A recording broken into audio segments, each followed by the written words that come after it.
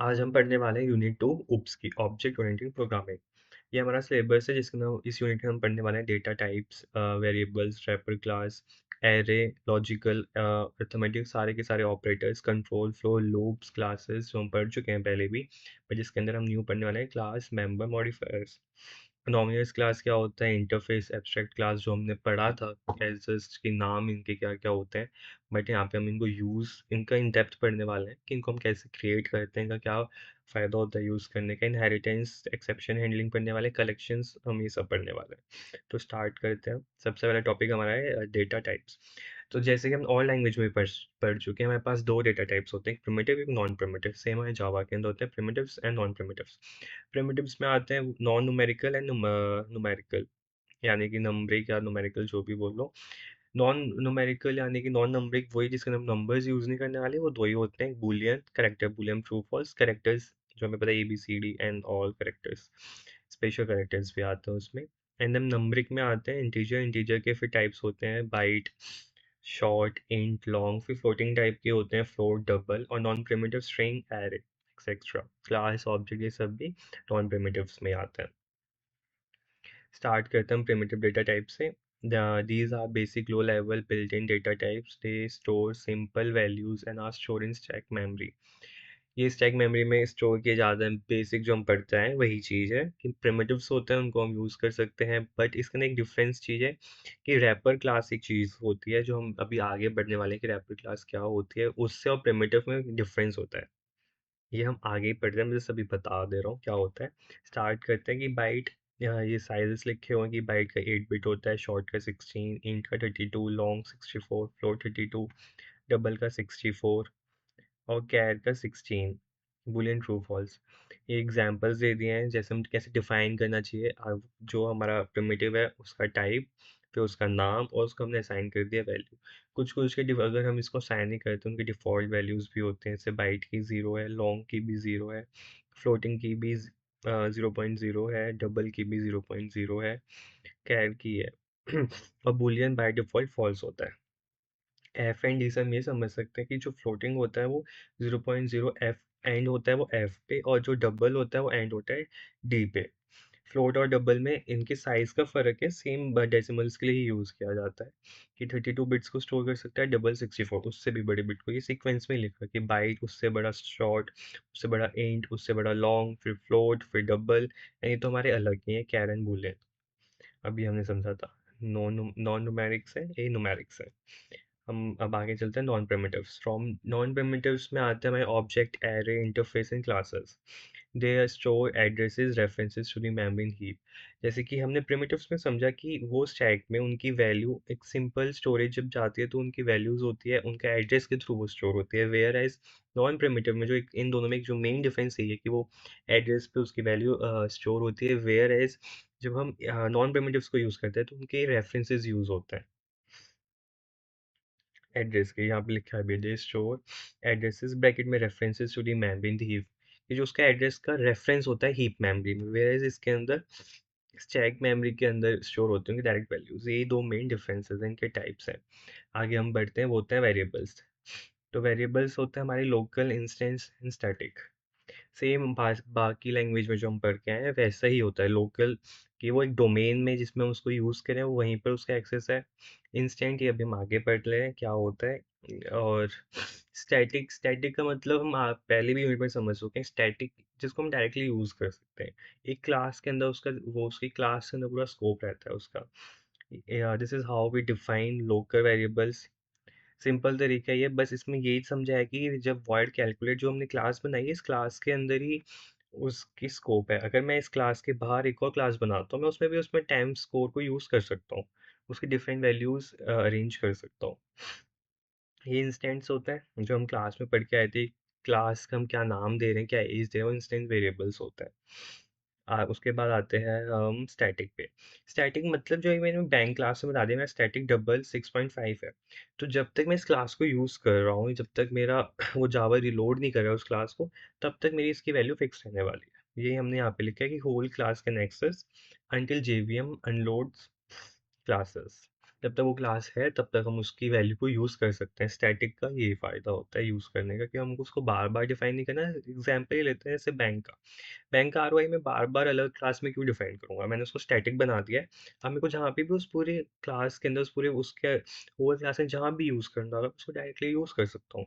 मैं उसको लोकल बनाऊँगा तो मैं उसको बार-बार मेरे को डिफ़ाइन करना पड़ेगा। इंस्टेंस को हम इसलिए नहीं बना सकते क्योंकि हम उनको इनिशिएट करते हैं आगे चल के। जो कि हम उनकी वैल्यू फिर भी चेंज कर सकते हैं। बट इसको हम डायरेक्टली यूज़ कर पाएँगे, इससे हमारी कोड बचता है, इसको हम बार-बार लिखना नहीं पड़ेगा। सबसे बेस्ट जावा इसीलिए तो बनाई गई थी कि हमारा कोड रिड्यूस हो जाए, पढ़ने में ईज़ी हो जाए, हम उसको अच्छे से समझ सकें। ये इनकी हम यहाँ पे मैंने पॉइंट्स लिख दिए हैं। Create when method is called, no default value, access limited to the methods block only, मतलब जहाँ पे हम डिफाइन करें उस क्लास के अंदर ही, उस ब्लॉक के अंदर ही, उसके बाहर हम उसको एक्सेस करेंगे, then it will have different values, उसका उसकी एड्रेस ही चेंज हो जाती है। इंस्टेंस मतलब उस ऑब्जेक्ट से ही बिलॉन्ग करते हैं, उसको हम बाद में इनिशिएट करते हैं।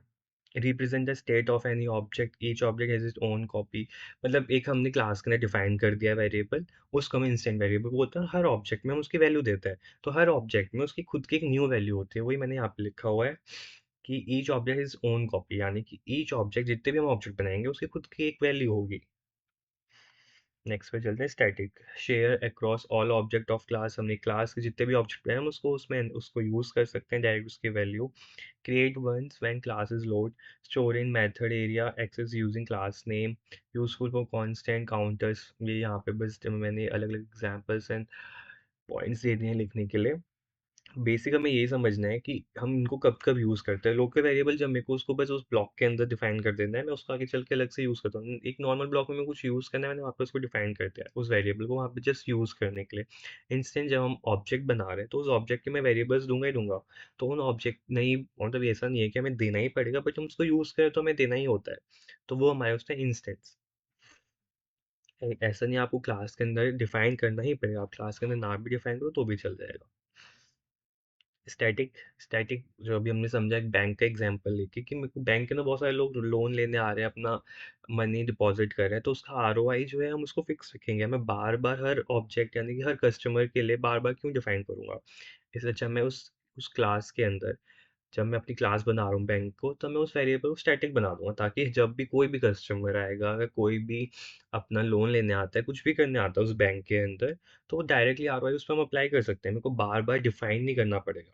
और बाय मिस्टेक हम उसको डिफाइन करें, हम कहीं पर चेंज कर देते हैं या फिर इन फ्यूचर वो चेंज हो जाता है हमारा आरओआई, तो उसके लिए मेरे को हर एक ऑब्जेक्ट में जाके उसको चेंज करना पड़ेगा। इससे सबसे बेस्ट है कि मैं उसको स्टैटिक बना देता हूँ। मैं जिस तरह जाके क्लास में चेंज होगा वो हर एक ऑब्जेक्ट में चेंज हो जाएगा। ये फ़ायदा होता है स्टैटिक वेरिएबल का। फाइनल वेरिएबल, फाइनल जैसे उसका नाम ही रखा गया है फाइनल। जैसे ही हम किसी भी वेरिएबल को फाइनल बनाते हैं, हम उसको चेंज नहीं कर सकते हैं, कहीं पर भी चेंज नहीं कर सकते।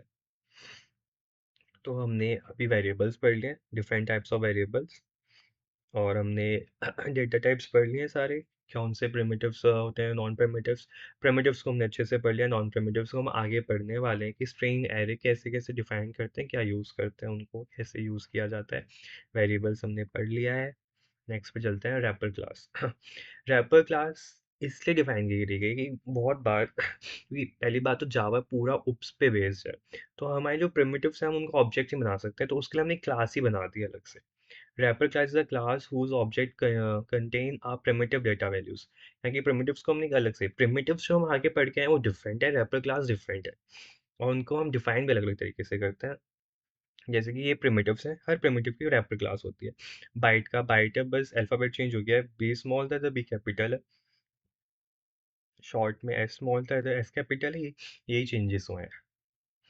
ये आता नहीं है वैसे एग्जाम में, बस यही आ जाता है रैपर क्लास होती ही क्या है, तो आप यही लिख देना, Java is fully OOPs based but primitives are not objects. इसलिए हमने उनको ऑब्जेक्ट्स बनाने के लिए एक रैपर क्लास बना दिया। इसके अंदर दो एक डेफिनेशन ऑफ प्रोसेस कह सकते हैं होती हैं कि जब मैं इंट को यानी कि प्रिमिटिव को उसके रैपर क्लास में चेंज करता हूँ तो उसको हम बोलते हैं ऑटो बॉक्सिंग। वहीं पर अगर मैं रैपर क्लास से उसको वापस प्रिमिटिव में लेके जाता हूँ तो उसको बोलते हैं ऑटो अनबॉक्सिंग। यही दो चीज़ें मेन है। This is how we change integer dot value of int. Int value जो उसकी वैल्यू थी वो इंटीजर में चेंज हो जाएगी, रैपर क्लास में चली जाएगी। मेरे को रैपर से वापस इंट में लाना है तो integer object dot int value, इसको हम बोलते हैं ऑटो बॉक्सिंग, इसको बोलते हैं हम ऑटो अनबॉक्सिंग। अब हम ऑपरेटर्स पे चलते हैं। We have different types of operators, एक एक करके हम पढ़ते हैं जो हमने और लैंग्वेज में भी पढ़ा के, अगर हमने सी लैंग्वेज पढ़ी या फिर पाइथन पढ़ी, सेम उसकी तरह ही ऑपरेटर्स हैं जो हम यहाँ पे पढ़ने वाले हैं। सबसे स्टार्ट करते हैं अर्थमेटिक ऑपरेटर्स। जैसे कि नाम ही अर्थमेटिक, मैथमेटिकल के लिए हम जो भी ऑपरेशंस या फिर ऑपरेटर्स यूज करते हैं उसको अर्थमेटिक ऑपरेटर्स कहते हैं।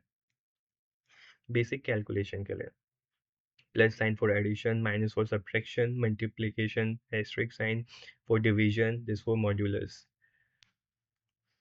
अब हम पढ़ते हैं next unary operators use for mathematical calculation. और सिंपल ऑपरेटर्स हैं एक नंबर को पॉजिटिव नेगेटिव बताने का या फिर इंक्रीमेंट डिक्रीमेंट करने का। प्लस ए अगर नहीं भी लिखते तो भी हमें पता होता है एक नंबर पॉजिटिव है, उसका क्या नेगेटिव साइन नहीं है। नेगेटिव यानी कि माइनस साइन है तो नंबर नेगेटिव है। Plus plus a plus plus, ये pre increment post increment. Plus plus a में क्या होता है कि वो पहले वैल्यू को अपडेट करता है, उसके बाद वो उसको यूज़ करता है। वेयर इसके अंदर क्या होता है, वो पहले वैल्यू को यूज़ करता है, उसके बाद अपडेट करता है। जैसे कि एग्जांपल लेते हैं हम, अगर मेरे पास एक x की वैल्यू है 5 और मैंने y equals to x plus plus use कर दिया, तो क्या होगा जो अभी हमने इसमें पढ़ा है, कलर चेंज कर लेता है। अभी हमने पढ़ा है इसमें कि पहले वो वैल्यू को यूज़ करेगा उसके बाद अपडेट करेगा, यानी कि मैंने x की वैल्यू डिफाइन कर दी है 5, तो जब यूज़ कर रहे हैं यानी कि y के अंदर हम उसकी वैल्यू जब पुट कर रहे हैं तो वो पुरानी वैल्यू यूज़ करेगा। तो y के अंदर तो गया है 5, लेकिन उसको यूज़ करने वाला जो नेक्स्ट ऑपरेशन जो हम परफॉर्म करेंगे उसमें वो वैल्यू अपडेट कर देगा। तो अगर हम 6 को प्रिंट कराएंगे, सॉरी x को प्रिंट कराएंगे तो वो हमें 6 देगा, वहीं पर हम y को प्रिंट कराएंगे तो हमें वो 5 देगा। अगर मैं इसके x के आगे प्लस प्लस लगा देता तो हमें y की वैल्यू भी 6 हो जाती है और x की वैल्यू तो हो ही जाती है 6। तो यही डिफरेंस है प्लस प्लस ए और ए प्लस प्लस में कि वो पहले वैल्यू इंक्रीमेंट अपडेट करता है उसके बाद उसको यूज़ करता है, इसमें वो यूज़ करता है उसके बाद उसको अपडेट करता है। सेम हम उसके सेम इस नेगेटिव डिक्रीमेंट के लिए यूज़ किया जाता है। अगर हम इसको यूज़ करेंगे तो decrement minus minus a and a plus a minus minus, same चीज़ पहले वो उसको एक बार डिक्रीज करेगा अपडेट करेगा फिर उसकी वैल्यू उसको यूज़ करेगा, वहीं पे वो पहले उसको यूज़ करेगा उसके बाद उसकी वैल्यू अपडेट करेगा यानी कि वो डिक्रीमेंट करेगा। लॉजिकल नॉट, ट्रू का फॉल्स, फॉल्स का ट्रू करने के लिए, this is sign we use. Next relational relational operation use to compare two values output true and false. ये दो वैल्यूज को कंपेयर करने के लिए यूज़ करे जाते हैं उसके बीच का रिलेशन, और वो हमें आउटपुट आता है ट्रू और फॉल्स में। इक्वल्स टू के लिए ये ध्यान रखना है, बस इक्वल्स टू के लिए double equals to sign use होता है, बाकी तो हमें पहले भी पढ़ चुके हैं। नॉट इक्वल्स टू के लिए greater than, less than, greater than और इक्वल्स टू, लेस और equals to. Logical operation use for combining boolean expression. ये बूलियन एक्सप्रेशन में वर्क किया जाता है कि ट्रू है, ट्रू ट्रू है अगर दोनों, और हमने एंड यूज़ कर रखा है। एंड जब हम ये वाला साइन यूज़ करते हैं और वो लॉजिकल एंड होता है, यानी कि उसके लिए अगर उसकी एक भी वैल्यू फॉल्स होगी तो वो फॉल्स आउटपुट देगा। एंड के लिए उसके दोनों वैल्यू ट्रू होनी चाहिए तभी आउटपुट में हमें ट्रू मिलता है। लॉजिकल में अगर एक भी ट्रू है तो हमें ट्रू मिल जाएगा, और अगर दोनों ही फॉल्स है तभी हमें फॉल्स मिलेगा। Now bitwise operator operate on bits of integers. ये bitwise हैं single and sign and bitwise and XOR not left shift right shift, इसके लिए यूज़ किए जाते हैं। बिट्स बिट्स के ऊपर इंटीजर होता है उस पर अगर हम ये साइन लगाते हो पहले बिट्स में कन्वर्ट होंगी, उसके बाद ये ऑपरेशन परफॉर्म होंगे, तब जाके हमें आउटपुट मिलेगा। ये डायरेक्ट इंटीजर्स पे नहीं लगती है। जिस टेक्निक इसके लिए इफ एल्स का शॉर्ट फॉर्म है, मतलब शॉर्ट फॉर्म मतलब उसको शॉर्ट में लिखने का है कि जो भी हम ब्रैकेट में लिख रहे हैं यहाँ पे, इसको चेक करता है क्वेश्चन मार्क से पहले वाला, ये सिंटैक्स है इसको लिखने का, क्वेश्चन मार्क से पहले वाला। अगर ये वैल्यू ट्रू है तो क्वेश्चन मार्क से नेक्स्ट जो लिखा है वो आउटपुट मिलेगा, अगर ये वैल्यू फॉल्स है तो कॉलन के बाद वाला मिलेगा। ये एस उल्टे साइड से परफॉर्म किया जाता है। जैसे कि इसका आउटपुट क्या होगा, अगर मैं एज हमारी 17 है, अगर एज 18 से बड़ी है तो मतलब कि फॉल्स हो गया तो हमारा माइनर प्रिंट हो जाएगा, फॉल्स के लिए पीछे वाला। अगर ये ट्रू होती यानी कि इसकी वैल्यू 19 होती या फिर 18 होती इक्वल्स टू या उससे बड़ी होती तो ये एडल्ट प्रिंट करा देता, ट्रू के लिए ये वाला, फॉल्स के लिए पीछे वाला आइकन के बाद वाला। नेक्स्ट असाइनमेंट ऑपरेटर्स असाइन करने के लिए वैल्यूज। सिंपल, हाँ, फ़र्क बस ये याद रखें, सिंगल यूज़ करते हैं हम असाइनमेंट के लिए, डबल यूज़ करते हैं हम रिलेशन ऑपरेटर्स में कंपेयर करने के लिए, वो दोनों आपस में इक्वल है या नहीं। ये शॉर्ट फॉर्म में 2 नंबर को प्लस का इक्वल्स टू वैल्यू में डालने के लिए ए इक्वल्स टू ए प्लस 1। बहुत ईज़ी है ये ऑपरेटर्स, एज़ सच आते तो नहीं है, बट हाँ, तो छोटे-मोटे क्वेश्चंस में पूछ लेते हैं असाइनमेंट ऑपरेटर्स क्या होते हैं, रिलेशन ऑपरेटर्स क्या होते हैं। तो उसमें एग्ज़ाम्पल्स दे देना, थोड़ा उनको डिफ़ाइन कर देना और 1-2 एग्ज़ाम्पल्स दे देना उसके साथ, कि ये इसलिए यूज़ किया जाता है, ये इसलिए यूज़ किया जाता है। मूव करते हैं हम आगे कंट्रोल स्टेटमेंट्स पे। कंट्रोल स्टेटमेंट्स हम बताइए, हम पढ़ते आ रहे हैं अब तक हर लैंग्वेज में। If else, loops and jump statements. Start करते हैं हम। ये हमारा इफ है, इफ का मैंने कोड लिखा हुआ है। इफ से स्टार्ट करें, कंडीशन से। If marks equals to greater than 60 and print this. इसका यहाँ से समझते हैं पहले। अगर कंडीशन है, जो हम कंडीशन हमने इस ब्रैकेट में दी है, अगर वो ट्रू है, इफ एल्स में अगर वो ट्रू है तो इफ वाला ब्लॉक हमारा प्रिंट चलता है, अगर वो फॉल्स है तो एल्स वाला ब्लॉक प्रिंट होता है। जैसे कि इसमें तो सिर्फ इफ है, तो इसमें एल्स नहीं है, तो वो इफ की कंडीशन चेक करेगा, और अगर एल्स नहीं है तो वो वहीं पे टर्मिनेट होगा। अगर ये फॉल्स होता है तो ये कुछ आउटपुट नहीं देने वाला। अगर ये ट्रू है, अगर ये कंडीशन ट्रू होती है, वो तभी इफ अंदर वाला हमारा आउटपुट आएगा। वैसे एल्स में क्या होता है, जो हम यहाँ पे हमारे पास एक लूप होल कह सकते हैं कि अगर वो फॉल्स हो रहा है तो उसको हम कैसे हैंडल करेंगे, वो हम एल्स के थ्रू हैंडल करते हैं। कि अगर ये कंडीशन फॉल्स होती है तो एल्स वाली स्टेटमेंट रन होगी, अगर ये ट्रू होती है तो इफ वाली कंडीशन रन होगी। स्विच, हाँ, हम बहुत सारे इफ एल्स लैगर भी यूज कर सकते हैं। इफ एल्स ये सिंटैक्स है, कैसे हम जावा के अंदर कोड करते हैं। इफ कंडीशन ट्रू होगी, इस इफ एल्स में ये फर्क आ जाता है, ये इसको चेक करेगा, अगर ये फॉल्स है फिर नेक्स्ट को चेक करेगा, वो फॉल्स है फिर नेक्स्ट को, वो फॉल्स है फिर एंड में जाके तो टर्मिनेट हो ही जाएगा। ये केसेस स्विच केस यूज करने के लिए ये इफ एल्स से डिफरेंट होता है। इफ एल्स अलग तरीके से यूज़ किया जाता है, स्विच अलग तरीके से यूज़ किया जाता है। This is flow how switch case works. ये स्टार्ट करेगा, केस वन अगर ट्रू है तो वो वाली स्टेटमेंट, केस टू है तो वो वाली, केस थ्री नहीं और कुछ भी नहीं है तो स्टॉप खत्म हो जाएगा। जैसे इसके अंदर आते हैं इन डे थ्री।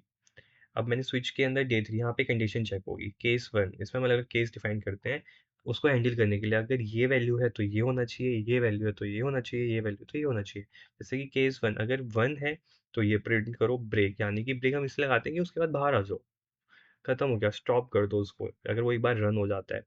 टू ये है, थ्री ये है। अब जैसे कि थ्री डाला है तो ये फॉल्स, ये फॉल्स, अब वो इस पे जाएगा केस नंबर थ्री पे, प्रिंट करेगा वेडनेसडे और ब्रेक करके बाहर आ जाएगा। और अगर एक भी केस मैच नहीं होता है, बाय डिफ़ॉल्ट जो होता है इनवैलिड आ जाएगा, इनवैलिड डे बाय डिफ़ॉल्ट जो होता है वो यूज़ हो जाता है। स्विच केस ऐसे वर्क करते हैं कि वो स्विच की कंडीशन चेक करता है, हम केसेस के अंदर वो डिफाइन कर देते हैं, उससे कोई भी मैच होती है तो वो वर्क करेगी, अगर मैच नहीं होती है तो डिफ़ॉल्ट वैल्यू चल जाएगी। हम आगे चलते हैं लूप्स के ऊपर, for loop, while loop, do while loop. इसके अंदर भी कंडीशन लूप्स, मतलब एक चीज़ को बार-बार वो रन होती रहेगी जब तक वो कंडीशन ट्रू है। जैसे वो कंडीशन फॉल्स होगी वो बाहर हो जाएगी। वो इसमें लिखा है, चल रहा है, स्टेटमेंट्स चलती रहेंगी, वो वापस जाएगा, चेक करेगा, फिर चेक करेगा, फिर जैसे ही कंडीशन फॉल्स होगी वो लूप खत्म हो जाएगा। सेम व्हाइल लूप होता है, बस इसका सिंटैक्स अलग होता है, इनको जहाँ हमें यूज़ करना चाहिए इनका पर्पस थोड़ा सा डिफरेंट होता है। डू वाइल थोड़ा डिफरेंट होता है कि डू वाइल इसके नाम में ही, जैसे वाइल चेक करता है फिर रन करता है, फिर चेक करता है फिर रन करता है, वहीं पर डू वाइल एक बार तो चलेगा ही चलेगा।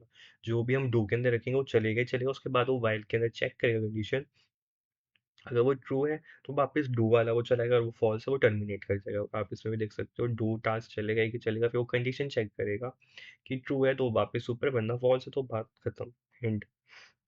ये हमारा सिंटेक्स हम कैसे लिखते हैं। वाइल हमने आई को बाहर बाहर डिफाइन कर दिया, आई की वैल्यू हमने कंडीशन दे दी, जब तक वो कंडीशन ट्रू है ये प्रिंट करता रहेगा। ये हमने इंक्रीमेंट दे दिया, अगर हमने ये नहीं दिया तो ये इनफाइनाइट लूप बन जाएगा, क्योंकि वो कंडीशन कभी फॉल्स हो ही नहीं पाएगी। This is how we define for. For loop हमारा ऐसा होता है, इसी के अंदर हमने डिफाइन किया, इस इंट को, वो आई को हम बाहर भी डिफाइन कर सकते थे, यहाँ पे लोकल वेरिएबल की तरह यूज़ हो रहा है। यहाँ पे हमने उसको डिफाइन किया, हमने कंडीशन दी और इंक्रीमेंट भी यहीं पर दे दिया, and this is the statement. जब ये ट्रू होगा ये स्टेटमेंट रन होगी, नहीं तो फॉल्स से बाहर हो जाएगा, ये स्टेटमेंट कुछ भी रन नहीं होगी। डू में क्या होगा, पहले ये डू वाला तो चलेगा ही चलेगा, यानी कि वो एक बार प्रिंट करेगा ही, नम इक्वल्स टू वन, फिर इंक्रीमेंट होगा, उसके बाद वो कंडीशन चेक करेगा कि ट्रू है वो वापस डू वाला, अगर फॉल्स है वो यहीं पर खत्म हो जाए। ये एरेज के लिए यूज़ किया जाता है फॉर लूप। एक मॉडिफाई वर्जन है कोडिंग के लिए। कोडिंग जब करते हो उसके लिए बहुत बेनिफिट होता है, इसलिए मैंने यहाँ पे इसका एग्जाम्पल डाल दिया। अब हम जंप स्टेटमेंट्स पढ़ते हैं। Break, continue, return. जैसा इसका नाम है ब्रेक, जैसे वो कंडीशन ट्रू होगी जो मैंने इफ के अंदर लिखी है, वो ब्रेक लग जाएंगे। जैसे गाड़ी को रोकने का तरीका ब्रेक लगा दो, ये लूप वहीं पर रुक जाएगा।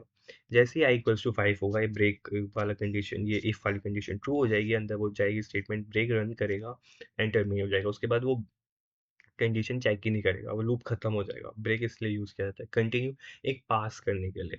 जैसे इफ इक्वल्स टू 3 हुआ, कुछ प्रिंट नहीं हुआ, कंटिन्यू हो जाएगा। कंटिन्यू वापस उसको ऊपर पहुंचा देता है एक स्टेप। जैसे एक स्टेप ऊपर जाएगा, यानी कि इफ फॉर लूप के अंदर जाएगा, इंक्रीमेंट होगी वैल्यू, फिर वो चलेगा। इसके आउटपुट में हम समझ सकते हैं।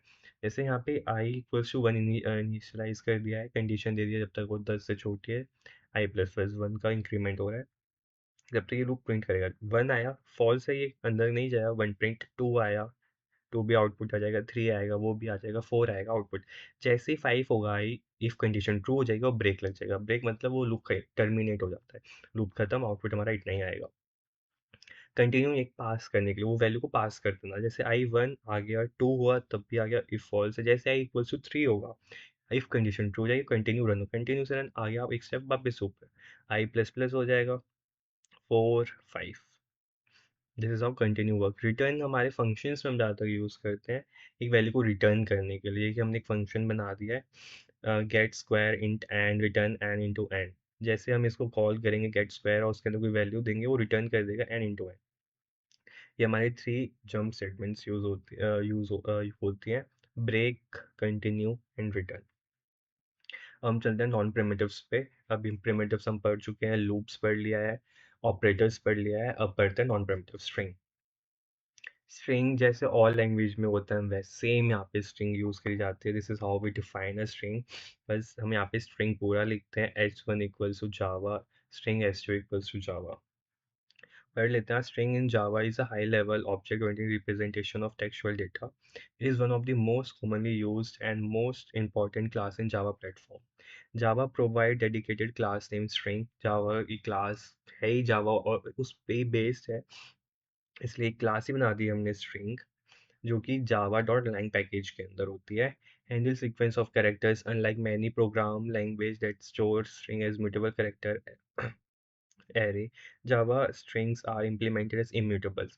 ये एक बस बेसिक सबसे बड़ा डिफरेंस है कि और लैंग्वेज के अंदर स्ट्रिंग्स जो होते हैं म्यूटेबल्स होते हैं, वेयर एज जावा के अंदर वो इम्यूटेबल्स होते हैं।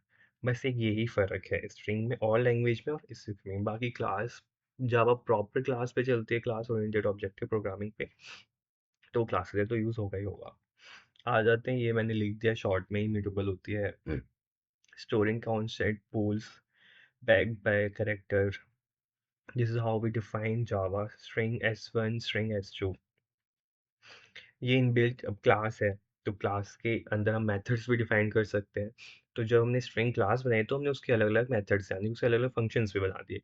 कैर at, copy value, ends with, equals to, ये स्ट्रिंग क्लास के अंदर हमें मिलता ही मिलता है। जब भी हम जावा के अंदर वो स्ट्रिंग क्लास को करेंगे use, this is how we define a class. इसका हमने एक तरीके से ऑब्जेक्ट ही बना दिया, ये क्लास है, उसका नाम दिया और उसका ऑब्जेक्ट, सिंपल वे में समझे तो ऑब्जेक्ट के अंदर जितने भी उस क्लास के मेथड्स हैं वो ऑब्जेक्ट के अंदर तो ऑटोमेटिकली आ ही जाते हैं। क्लास एंड ऑब्जेक्ट्स हम पढ़ के आए हैं, तो ये सारे के सारे मेथड्स उस ऑब्जेक्ट के अंदर यानी कि स्ट्रिंग क्लास के ऑब्जेक्ट के अंदर आ ही जाते हैं।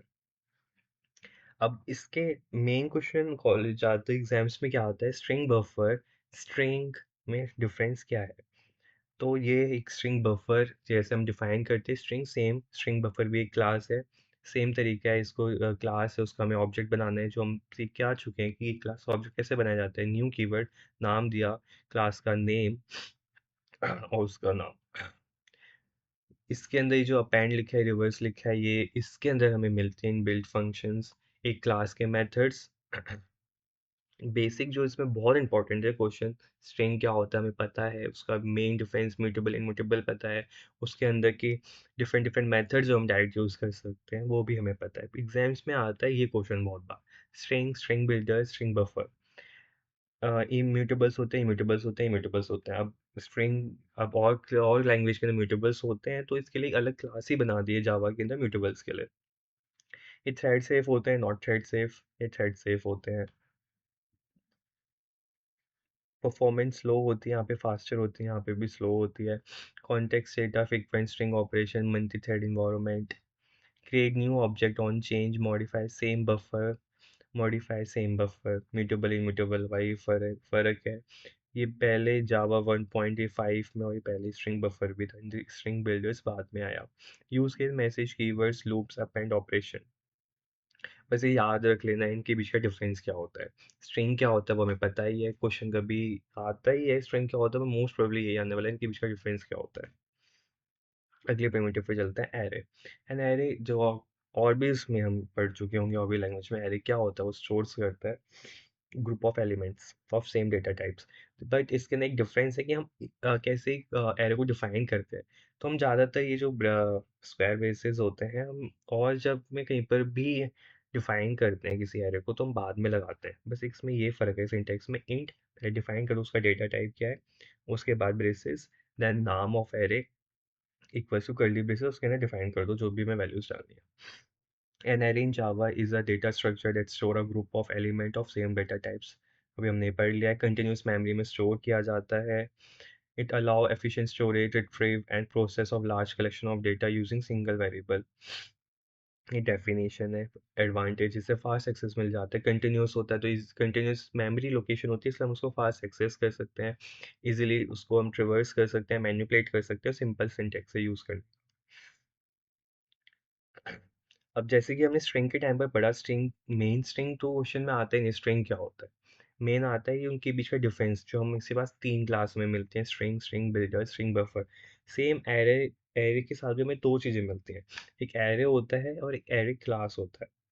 तो हम इसमें देख सकते हैं, ये हमारा एरे का एग्जांपल है कि हमने एक एरे डिफाइन कर दिया है, उसको उसके अंदर की वैल्यूज़ निकालने के लिए हमने फॉर लूप यूज़ किया है, उसको प्रिंट करा दिया है। वहीं पर अब हमने एक एरे लिस्ट भी होता है, this is how we define array list. Array list, data type, नाम उसका, new keyword, then again array list.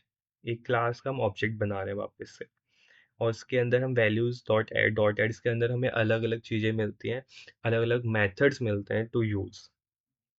अब इसके डिफरेंस पे भी आ जाते हैं, क्यों हमें एरे लिस्ट की ज़रूरत पड़ी है, क्यों एक एरे होते हुए भी एरे लिस्ट बनाया गया।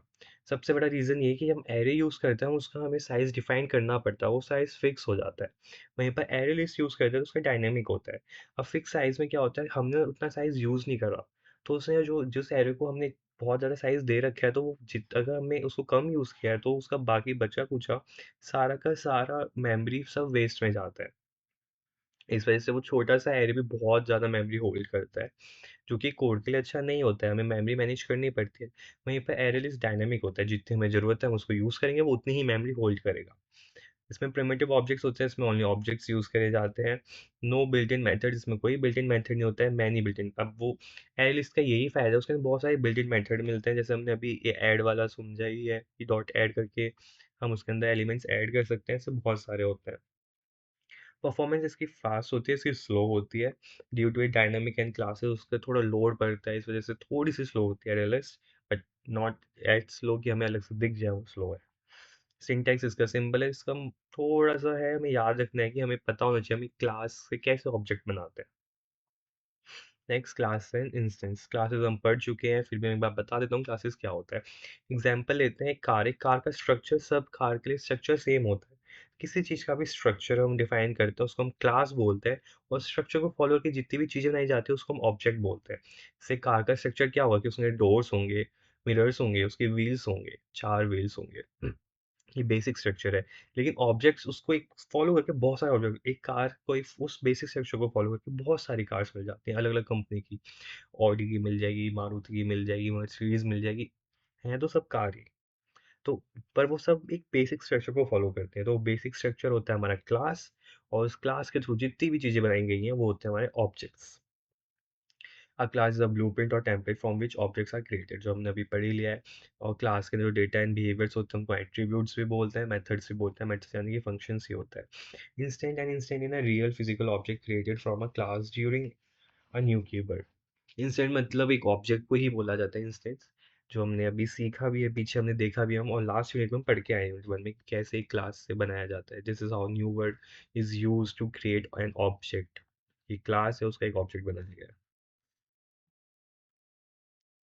ये हमारा एग्जांपल, पीछे क्यों ही गया मैं। ये कार का एग्जांपल लिया है, ये हमारे मेथड्स, ओ सॉरी, ये हमारे वेरिएबल्स हैं, डेटा मेंबर्स, स्ट्रिंग, और ये हमारा मेथड है ड्राइव। ये मैंने एक क्लास, यानी कि मैंने एक ब्लूप्रिंट बना दिया है। अब मैं इसको यूज़ करके अपने ऑब्जेक्ट बनाता हूँ। न्यू कीवर्ड यूज़ करा जाता है। क्लास का नाम, ऑब्जेक्ट का नाम equals to new, and again class का नाम। जो भी इस क्लास के अंदर चीज़ें हैं वो एक ऑब्जेक्ट हमेशा उसको यूज़ कर सकता है। इसी प्रोसेस को हम इनहेरिटेंस भी बोलते हैं। C1 डॉट कलर को यूज़ करके हमने उसको नाम दे दिया कलर, मेथड डॉट यूज़ कर लिया है। सेम हम मल्टीपल्स ऑब्जेक्ट बना सकते हैं, यानी हम सिर्फ एक ऑब्जेक्ट बना सकते हैं, हम कितने भी ऑब्जेक्ट्स बना सकते हैं। इसी यही हमारा बहुत अच्छा प्लस बेनिफिट होता है जावा यूज़ करने का, कि एक कोड को हम बहुत बार यूज़ कर सकते हैं। कोड का साइज़ छोटा होता है, वो पढ़ने में बहुत ईज़ी हो जाता है। एक रियल वर्ल्ड हमें सिनेरियो मिलता है। एक हम रियल वर्ल्ड तरीके से एक लैंग्वेज के अंदर हम प्रोग्राम कर पा रहे हैं। नेक्स्ट डेटा मेंबर्स, वेरिएबल्स जो हम पढ़ लिया है, instant variables, non static variables. Instant variables are declared within class but not outside the method. जो अभी ये वाले हैं इसको ही बोला जाता है इंस्टेंट वेरिएबल। एक एक मेथड्स के बाहर ही हम डिफाइन कर सकते हैं, मेथड के अंदर नहीं। इसमें जो इंपॉर्टेंट है, जो हमने यूनिट 1 में नहीं पढ़ा था, वो ये है कि access modifiers. Different types of access modifiers होते हैं, private, default, protected and public. Private जैसा नाम है उसका, private can only be access within the same class, ensure that data security. जो जावा का एक और जो वन ऑफ द बेस्ट हमें बेनिफिट मिलता है, वो सिक्योरिटी प्रोवाइड होती है हमारे पास बहुत ज़्यादा। तो वो सिक्योरिटी कैसे प्रोवाइड होगी, अगर हम वेरिएबल्स को अलग अलग डिफाइन कर देते हैं। प्राइवेट यानी कि वो क्लास के अंदर ही यू एक्सेस करे जाते हैं। पब्लिक, पब्लिक किसी के लिए भी अवेलेबल है, anywhere, it is global available. Protected में allow access within the same package and sub class. Protected same package और सेम क्लास के होते हैं। While default modifier restrict access to the same package. तो default अगर हम उसको नहीं डिफाइन करते हैं कोई भी मॉडिफायर, वो बाय डिफ़ॉल्ट उसमें डिफ़ॉल्ट लग जाता है। तो वो वाला तो हम पूरे उस पैकेज के अंदर, यानी कि जो हम पूरा कोड कर रहे हैं, एक क्लास बना दिया, हमारा पूरा कोड चला है, उसके अंदर कहीं पे भी यूज़ हो सकता है। ये शॉर्ट में लिख दिया है। अब हम एग्जाम्पल के थ्रू बहुत अच्छे से समझ सकते हैं कि जैसे एक क्लास है, मैंने उसको प्राइवेट बना दिया एक वेरिएबल को। फिर हमारा जो मेथड है वो पब्लिक है। फिर एक और मेथड है। अब मैं मेन के अंदर गया, हमारा कोड मेन से ही शुरू होता है। फिर मैंने इसके अंदर एक ऑब्जेक्ट बनाया स्टूडेंट का, और सेट रोल नंबर, मैंने रोल नंबर को एक्सेस किया है एक मेथड के थ्रू। इस मेथड के थ्रू हम इसको एक्सेस कर पा रहे हैं। अगर मैं इसको डायरेक्टली यूज़ करना चाहूँगा, s dot roll number equals to 5, वो नहीं हो पाएगा क्योंकि वो प्राइवेट है, मेरे पास उसका डायरेक्ट एक्सेस नहीं है। मैं मेथड के थ्रू उसको एक्सेस कर सकता हूँ। जैसे कि हम इस कोड में देख सकते हैं, जैसे कि यहाँ पे स्ट्रिंग कलर कुछ डिफाइन नहीं था, बाय डिफ़ॉल्ट वो पब्लिक ही हो जाता है, जो अभी बताया था। तो उसको मैं डायरेक्टली यूज़ कर पा रहा हूँ, सी डॉट कलर। वहीं पर अगर मैं इसको प्राइवेट बना देता हूँ, तो मैं इसको डायरेक्टली यूज़ नहीं कर सकता। यही इसी तरीके से हम उसको सिक्योरिटी प्रोवाइड कर पाते हैं अपने कोड को। उसको यूज़ करने के लिए हमने एक अलग से मेथड बना दिया है, उस मेथड के थ्रू मैं इसको यूज़ कर सकता हूँ, बट डायरेक्ट एक्सेस वेब पर इसका नहीं। अगले पे चलते हैं पब्लिक। पब्लिक को हम कहीं पर भी कैसे भी यूज़ कर सकते हैं। क्लास किया हमने एक पब्लिक, स्ट्रिंग नेम दिया, वेरिएबल बनाया, ये हमारा मेथड हो गया पब्लिक। मैंने यहाँ पे इसका यहाँ पर हमने उसका ऑब्जेक्ट बनाया क्लास का। मैं यहाँ पे आप देख सकते हो हम डायरेक्ट यूज़ कर पा रहे हैं, मैं एक्सेस कर पा रहा हूँ चीज़ डायरेक्टली। मेरे को कहीं से कुछ एरर नहीं थ्रो करने वाला है, क्योंकि वो पब्लिक है। प्राइवेट और पब्लिक में यही डिफरेंस होता है। प्राइवेट को मैं डायरेक्टली यूज़ नहीं कर सकता। अगर मैं इस मेथड को भी प्राइवेट बना देता तो भी इशू हो जाता, हम उसको डायरेक्ट एक्सेस नहीं कर पाते। अगले पे चलते हैं स्टैटिक वेरिएबल। स्टैटिक वेरिएबल्स पूरी क्लास के अंदर जब तक वो लोड नहीं हो जाती हम उसको यूज़ कर सकते हैं। अब ये हमने क्लास बनाया, ये हमने कंस्ट्रक्टर बना दिया, इनबिल्ट कंस्ट्रक्टर। जैसे मैं क्लास को कॉल करूँ, ये कंस्ट्रक्टर बन जाएगा, यानी कि उसका ऑब्जेक्ट बन जाएगा, मेरे को अलग से उसको डिफाइन नहीं करना पड़ेगा। यहाँ पे देख सकते हैं हमारी क्लास है न्यू काउंटर। डायरेक्टली हम कंस्ट्रक्टर को कॉल कर सकते हैं। कंस्ट्रक्टर कॉल होगा, ये वापस क्लास को जाएगा, वो एक इसका ऑब्जेक्ट बना देगा। स्टैटिक इसी चीज़ के लिए यूज़ किया जाता है, डायरेक्ट यूज़ करने के लिए। फाइनल हम पढ़ चुके हैं, फाइनल किस लिए यूज़ किया जाता है, कि फाइनल जो मैंने वैल्यू दे दी है, मैं उसको चेंज नहीं कर सकता हूँ कहीं पर भी। सेम मेथड के लिए होता है, अगर मैं मेथड को फाइनल बनाता हूँ तो मैं उसको ओवरराइड नहीं कर सकता हूँ। मैं पॉलीमॉर्फिज्म जो हमने पढ़ा था कि हम एक मेथड को वापस उसको रीराइट कर सकते हैं जब हम उसको यूज़ कर रहे हैं या फिर उससे उसको इनहेरिट कर रहे हैं क्लास को। जैसे हमने यहाँ पे पेरेंट्स से एक चाइल्ड क्लास इनहेरिट करी है, बट मैं इसको नहीं चेंज कर सकता हूँ क्योंकि ये फाइनल हो गया। फाइनल जैसे नाम है उसका, वैसे ही उसकी चीज़ें फाइनल। अब उसको कोई चेंज नहीं कर सकता, उसको चेंज करने में पास एरर आ जाएगा। अनोमलियस क्लास, जैसे हमने अभी क्लासेस पढ़ा है, क्लास के अंदर क्या होता है, मैंने क्लास बनाया एक, उस क्लास के बाद मेरे को उसका ऑब्जेक्ट बनाना पड़ता है, ऑब्जेक्ट का नाम देना पड़ता है, उसके बाद मैं उसको यूज़ कर सकता हूँ उस क्लास के मेथड्स या वेरिएबल्स को। अनोमलियस इन क्लास, इसका एक एडवांटेज होता है कि मेरे पास एक क्लास है बट मेरे को उसको डायरेक्टली यूज़ करना है विदाउट एक नाम दिए, बिना उसके कि, तो मैं डायरेक्टली उसको यूज़ कर सकता हूँ। अभी हम आगे एब्स्ट्रैक्ट क्लास पढ़ने वाले हैं। एब्स्ट्रैक्ट क्लास का एक होता है कि हम उसके ऑब्जेक्ट इनिशिएट नहीं कर सकते हैं, लेकिन मेरे को उसको यूज़ करना है, तो इनोमिनस क्लास को मैं उसको यूज़ कर सकता हूँ। ये लिखा है, anonymous class in Java is a class without a name that declare initiate in a single statement is a typically used when we need to override a method of a class or interface only once and do not want to create a separate class file।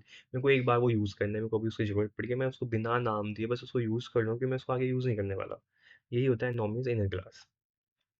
ये इसका example हो गया कि मैंने class define करी, उसके बाद मैंने उसका ऑब्जेक्ट बनाया और डायरेक्ट उसको यहीं पर एक्सेस किया और उसका नाम चेंज कर दिया। मतलब फंक्शन है उसको मैंने रिराइट कर दिया कि मैं इसको बस यहीं पर ही यूज़ करना चाहता हूँ, उसको बाद में इसकी कोई ज़रूरत है ही नहीं। इसको ही हम बोलते हैं नॉर्मल्स इन अ क्लास। नेक्स्ट चलते हैं एब्स्ट्रैक्ट क्लास पे। तो एब्स्ट्रैक्ट क्लास के अंदर क्या होता है, एब्स्ट्रैक्शन एक प्रोसेस है to hide the implementation details from the user, only highlight set of service provided to the user. इसको अचीव करने के दो मेथड्स होते हैं, एब्स्ट्रैक्ट क्लास और इंटरफेस क्लास। एब्स्ट्रैक्शन होता क्या है, जैसे कि दो प्रोवाइडर्स, दो यूजर्स हैं, अभी हम जैसे पढ़ ही रहे हैं, जैसे यूट्यूब पे आप इस वीडियो को देख रहे हो, मैंने इसको अलग से कहीं बैठ के रिकॉर्ड किया है, लेकिन मैं आपको बस अपना कंटेंट शो करना चाहता हूँ कि आपको जो पढ़ाना है बस आपको उतना विजिबल है। मैंने कैसे रिकॉर्ड किया है, मेरे पास अभी माइक रखा है, मैं माउस यूज़ कर रहा हूँ टू हाईलाइट अलग अलग चीज़ों को यूज़ कर रहा हूँ, वो आपके लिए कुछ उसका यूज़ ही नहीं है, तो मैंने वो हाइड कर रखा है। उसी को हम एब्स्ट्रैक्शन बोलते हैं, और उसको अचीव करने के लिए हमारे पास दो प्रोसेस होते हैं जावा के, एब्स्ट्रैक्ट क्लास और इंटरफेस। आई होप समझ आया हो। ये इसमें लिखा है कि जो यूज़र के लिए सर्विस प्रोवाइड करनी है मेरे को, जो उसके लिए इंपॉर्टेंट है, मैं उसको वही शो करूँगा। वो सर्विस उसको कैसे प्रोवाइड हो रही है, वो उसके लिए इंपॉर्टेंट नहीं है, तो मैं उसको हाइड कर दूंगा, और इस प्रोसेस को हम एब्स्ट्रैक्शन बोलते हैं। An abstract class is a class that cannot be initiated and is declared using abstract keyword। जैसे हम क्लास को क्लास कीवर्ड से यूज़ करते हैं, इसमें हम एब्स्ट्रैक्ट कीवर्ड यूज़ करते हैं क्लास को एब्स्ट्रैक्ट डिफाइन करने के लिए। इसको हम डायरेक्टली इनिशिएट नहीं कर सकते हैं, जो अभी हमने पीछे भी पढ़ा है। It may contain both abstract method and concrete, यानी कि इसके अंदर मेथड्स जो होते हैं वो पब्लिक भी हो सकते हैं और एब्स्ट्रैक्ट भी हो सकते हैं। Abstract class are use to provide partial abstractions, वही जो अभी मैंने बताया कि वो पब्लिक हो सकता है उसका मेथड, और एब्स्ट्रैक्ट भी हो सकता है। लेकिन अगर मेरा मेथड एब्स्ट्रैक्ट में डिफाइन कर रहा हूँ तो मेरे को क्लास को तो एब्स्ट्रैक्ट करना ही पड़ेगा, बट मैं उसके, अगर मेरा एब्स्ट्रैक्ट क्लास है तो मैं अपना मेथड को पब्लिक तो रख सकता हूँ। ये डिफरेंस, ये चीज़ हमें याद रखनी है एब्स्ट्रैक्ट क्लास में। एग्जाम्पल पे चलते हैं। ये हमने एक एब्स्ट्रैक्ट क्लास में एब्स्ट्रैक्ट कीवर्ड यूज़ किया है, क्लास करा, ये हमारा एब्स्ट्रैक्ट मेथड है, और एक नॉर्मल मेथड भी है जिसको हम पब्लिक मेथड भी बोल सकते हैं, हम दोनों को डिफाइन कर सकते हैं। अब मैंने बोला कि इसका तो मैं ऑब्जेक्ट बना ही नहीं सकता हूँ, तो हम इसको यूज़ कैसे करेंगे, इसको यूज़ करने के लिए हम इनहेरिटेंस यूज़ करेंगे। कि एब्स्ट्रैक्ट क्लास को मैंने इनहेरिट किया, एक क्लास डॉग एक्सटेंड एनिमल, और यहाँ पे अब मैं इसका जिसका मेथड उसको ओवरराइड कर रहा हूँ। अब मैं एक क्लास का तो मैं अपना ऑब्जेक्ट बना ही सकता हूँ, ये तो मेरे पास है ही। तो अब मैं इस क्लास को ऑब्जेक्ट बना के इसकी चीज़ें इसके थ्रू और इस पे यहाँ पे यूज़ कर पा रहा हूँ। इनहेरिटेंस क्या ही करता है, पेरेंट क्लास का जो भी उसके पास वेरिएबल्स हैं या फिर मेथड्स हैं, जब हम उसको इनहेरिट करते हैं तो वो उसके चाइल्ड के पास भी सारे के सारे एक्सेस आ जाता है। This is how we do. अब हम बोलेंगे हम ऐसा क्यों कर रहे हैं, हम क्लास से भी तो कर ही सकते थे, वाई एब्स्ट्रैक्ट क्लास। तो अभी हमने समझा, अगर मेरे को कोई चीज़ें हाइड करनी है, अपनी सर्विस प्रोवाइड, मैं सर्विस अपनी तरफ से सर्विस प्रोवाइड कर रहा हूँ, जो मेरा कस्टमर है मेरे को नहीं दिखाना है, मैं उसको कैसे प्रोवाइड कर रहा हूँ, जो कि नहीं दिखाते हैं कोड। कोई कोई भी हमारा यूज़ करे, ऐसे यूट्यूब भी अब एग्जाम्पल लेके चलते हैं, उसको यूज़ करो कैसे वर्क करे, उसका कोड थोड़ी ना विजिबल होता है हमारे पास। तो वो एब्स्ट्रैक्ट कर दिया हमने, उसको हाइड कर दिया, और जो चीज़ मेरे को विजिबल करनी है, जो मेरे को इंपॉर्टेंट दिखानी है, मैंने उसको क्लास बना के उसको यूज़ कर दिया। इससे हमारे पास, हमने उसको सिक्योरिटी प्रोवाइड कर दिया। इररेलेवेंट डेटा या फिर इररेलेवेंट कोड जो हमें उसकी बस स्पेस घेरता, या फिर उसको जो समझने की चीज़ ही नहीं थी, वो सब उसके लिए एक्सेस करा देते। और मे बी वो उसको ओवरराइड करता या फिर उसको यूज़ करता, जिसकी वजह से बहुत सारे इश्यूज़ क्रिएट हो सकते थे। उसको बचाने के लिए हम एब्स्ट्रैक्ट क्लास यूज़ करते हैं।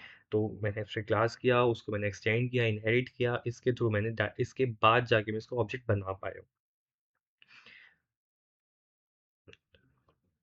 नाउ दूसरे वे में हम एब्स्ट्रैक्शन कैसे अचीव कर सकते हैं, इंटरफेस।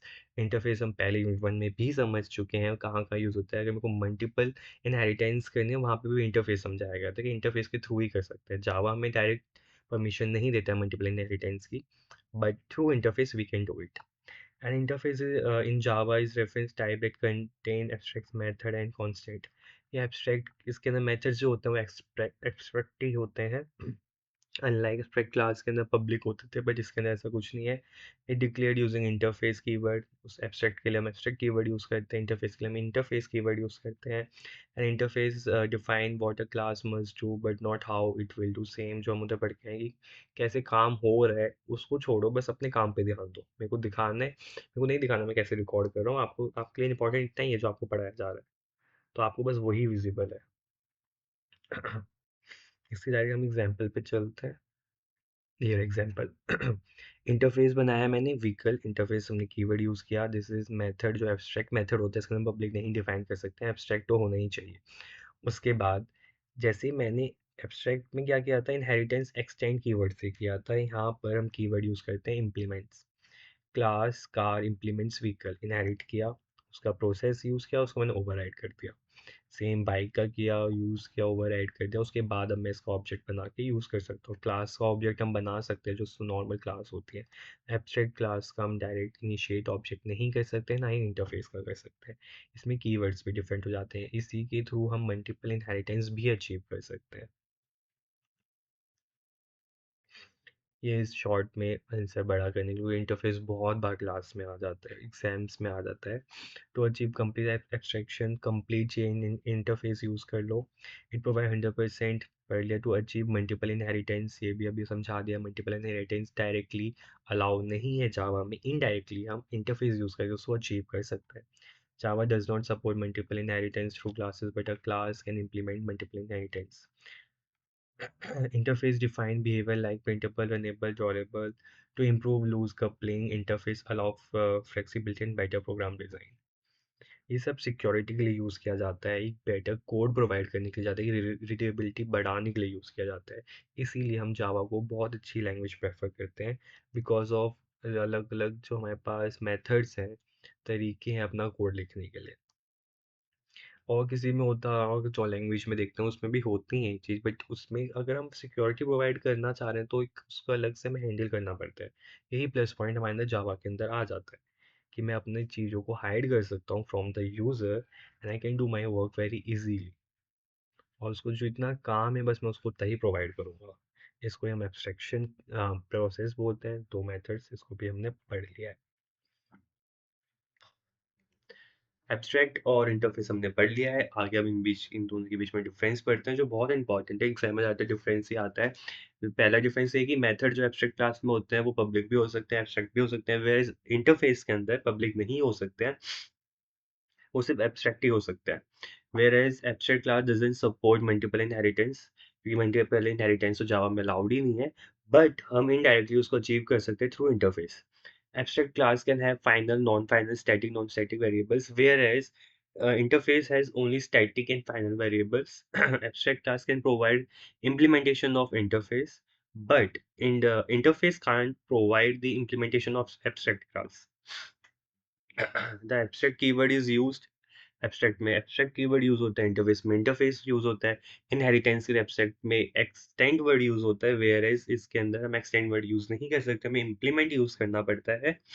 और ये एग्जाम्पल है, जो एग्जाम्पल हमने पीछे दिया था वो ज़्यादा बेटर है, उस एग्जाम्पल को यूज़ करेंगे। ये छोटा एग्जाम्पल मार्क्स कम करेगा, वो पूरा प्रॉपर एग्जाम्पल विद आउटपुट दिखाएंगे तो बेस्ट रहेगा। आगे चलते हैं। नेक्स्ट टॉपिक है हमारा एक्सेप्शन हैंडलिंग। एक्सेप्शन हैंडलिंग का मतलब ये होता है कि जो हम कोड लिख रहे हैं उसके अंदर एरर आ सकते हैं, तो हमें उसको कैसे हैंडल करना चाहिए, उसको लिखने का एक कोड होता है। एक बेस्ट कोड लिखने का तरीका ये होता है कि हम कैसे अपने कोड के अंदर अपने एरर्स को हैंडल कर सकते हैं। तो इसको यहाँ पढ़ लेते हैं। Exception handling in Java is powerful mechanism that help manage run time error and maintain the flow of application. By using exception handling, developer can handle unexpected situation gradually without crashing the program. This overview explains the key component and keywords related to the exception handling in Java along with examples. इसमें हमें यही सिखाया कि run time पर हम कैसे अपने errors को हैंडल कर सकते हैं, कैसे एक डेवलपर अपने प्रोग्राम के अंदर किन चीज़ों को यूज़ करके कुछ एक्सेप्शंस जो आएंगे उसको हम हैंडल कर सकते हैं। स्टार्ट करते हैं हम पहले उससे कि हम पहला क्या होता है, ट्राई एंड कैच। सबसे पहले हम इसको यूज़ करते हैं। ट्राई जो कोड जो कोड हमें लगता है कि इसके अंदर कोई एरर आ सकता है, वो हम उसको ट्राई के अंदर लिखते हैं। कैच के अंदर हम उस एरर को हैंडल करते हैं।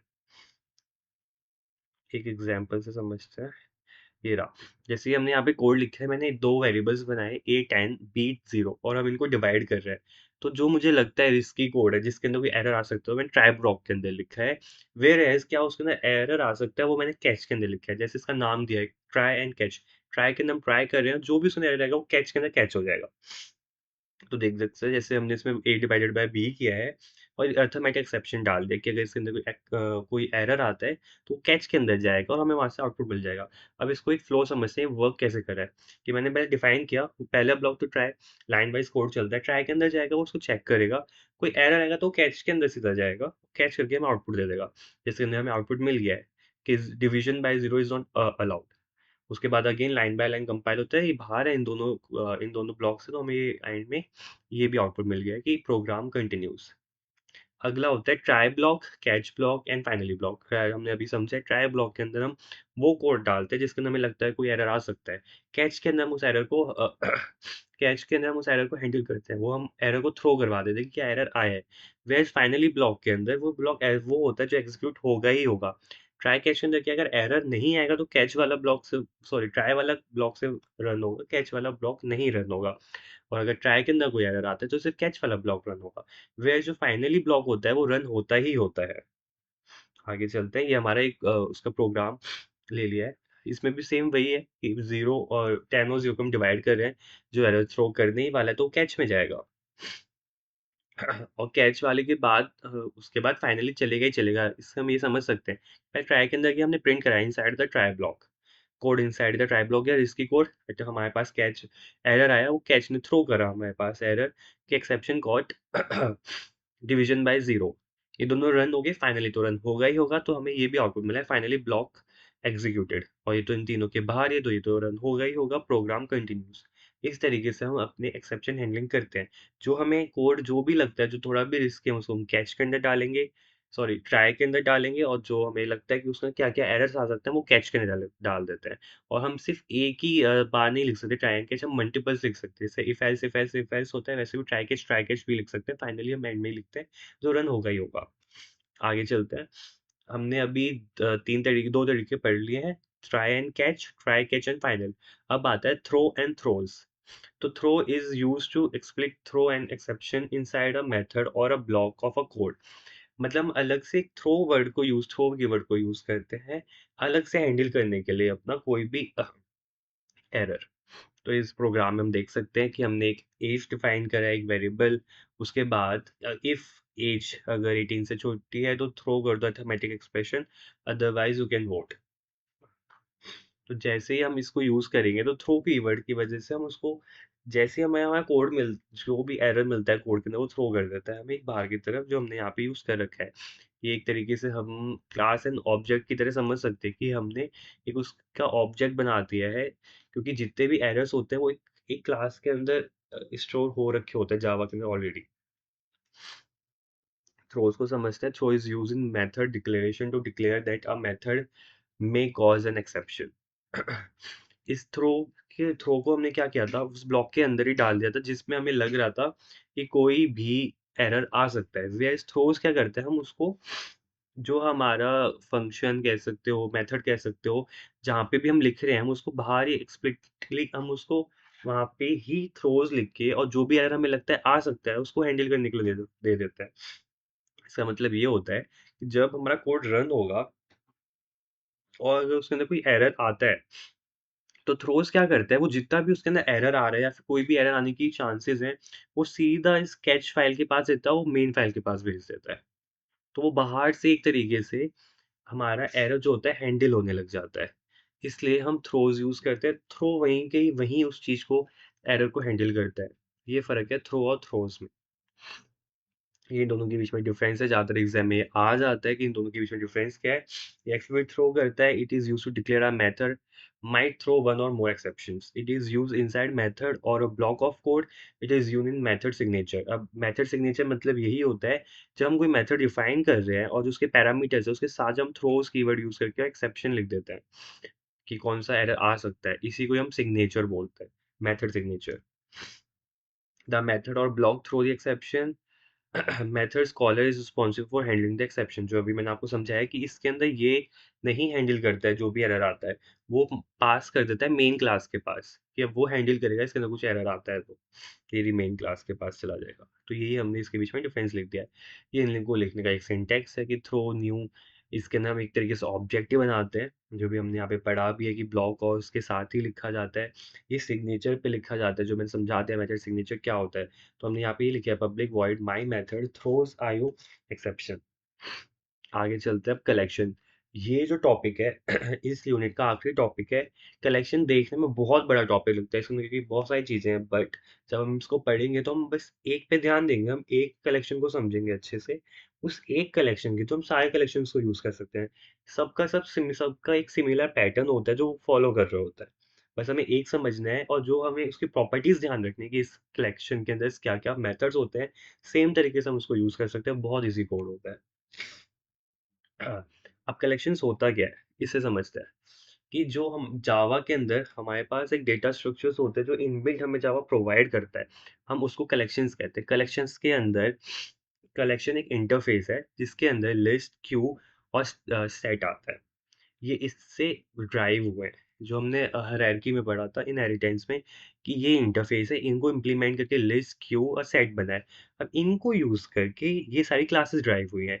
इनहेरिटेंस, हम इंटरफेस है, इंटरफेस से हमने इनको बनाया, इनके थ्रू हमने इन सब क्लासेस को बनाया। तो इसकी प्रॉपर्टी क्या होती है कि जो भी इस कलेक्शन के अंदर मेथड्स हैं, वो लिस्ट भी यूज़ कर सकता है, क्यू भी यूज़ कर सकता है, सेट यूज़ कर सकता है। व्हेयरएज़ जो लिस्ट के थ्रू हमने जितने भी इनहेरिटेंस करे हैं, array list, vector, stack, link list, ये सारे के सारे लिस्ट की जितनी भी मेथड्स हैं, उनको डायरेक्टली यूज़ कर सकते हैं। इनके खुद के भी मेथड्स होंगे और लिस्ट के भी। इसलिए हमने कलेक्शंस बनाया कि हमने उसको एक जगह डिफाइन कर दिया उनके मेथड्स को, जो उनकी इनहेरिट क्लासेस है वो भी उनको यूज़ कर सकती हैं। इसीलिए कलेक्शंस यूज़ करना बहुत अच्छा होता है, बहुत ईज़ी होता है। हमारे कोड को रिड्यूस कर देता है कोडिंग को, क्योंकि हमें कोई भी कोड बार-बार नहीं लिखना पड़ता है और उसको समझना भी बहुत ईज़ी हो जाता है। कि अगर मुझे पता है कि कलेक्शंस के अंदर क्या मेथड्स हैं, लिस्ट के अंदर क्या मेथड्स हैं, वो सेम मेथड उसके अंदर भी यूज़ होने वाले हैं। ये बेनिफिट हुआ है कलेक्शंस यूज़ करने का। तो यहाँ पे ये लिखा है collection Java is a group of individual objects that are treated as a single unit. In Java, separate framework named collection framework was defined, which contain all the Java collection classes and interfaces. In Java, the collection interface and map interface are two main roots interface of Java collection before the collection framework. Java use array, vectors, hash tables to group object, but they lack a common interface. इसमें यही बताया गया है कि इन सबको कैसे हम inherit किया, इनहेरिटेंस के थ्रू हमने अपने कोड्स यूज कर दिए हैं, वो कैसे एक ही प्रॉपर्टी हमने दूसरे के अंदर डाल दी है। आगे चलते हैं, हम स्टार्ट करते हैं सबसे पहले आई ट्रिपल से।